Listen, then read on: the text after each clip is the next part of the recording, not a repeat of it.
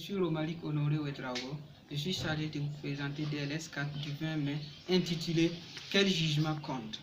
Et Jésus nous a ordonné de prêcher au peuple et d'attester que c'est lui qui a été établi par Dieu, juge des vivants et des morts. Acte 10, 42.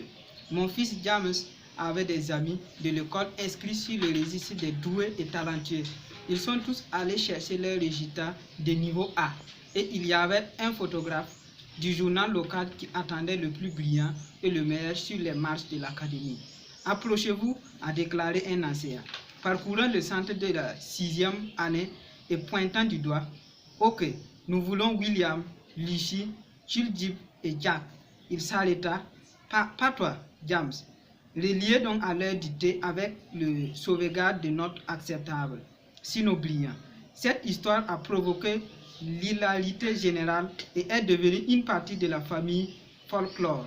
Heureusement, nous savons que ce n'est pas le verdict du courrier d'Arbour qui compte. Nous parcourons toute la vie jugeant et étant jugés par les autres. Ces jugements peuvent être constructifs ou profondément blessants. Pierre parlait à la maison de Corneille, un gentil, et a apprécié que Dieu ne montre pas de favoritisme. Le Seigneur Jésus-Christ est le juge de toute la terre, nommé par Dieu et uniquement qualifié. Nous devons tous comparaître devant son tribunal. C'est de son jugement dont il est question. Un chrétien peut être considéré comme un ennemi de l'État et payer un lourd prix donc pour sa foi.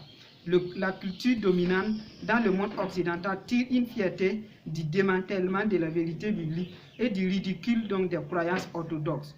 Au Royaume-Uni, il est dangereux en termes de progression de carrière de plier avec un patient mourant, même s'il demande de la faire.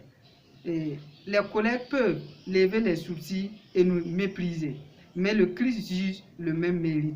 Avez-vous été moqué de votre foi? Avez-vous été pénalisé pour avoir pris position? Vous êtes-vous senti malmené ou rabaissé? Maintenant, demandez-vous quel jugement compte. Lecture complémentaire, 2 Corinthiens 4, 8 à 12. Prière. Seigneur, donne-moi le courage et la confiance de dire votre parole à ceux que je rencontre aujourd'hui. Amen.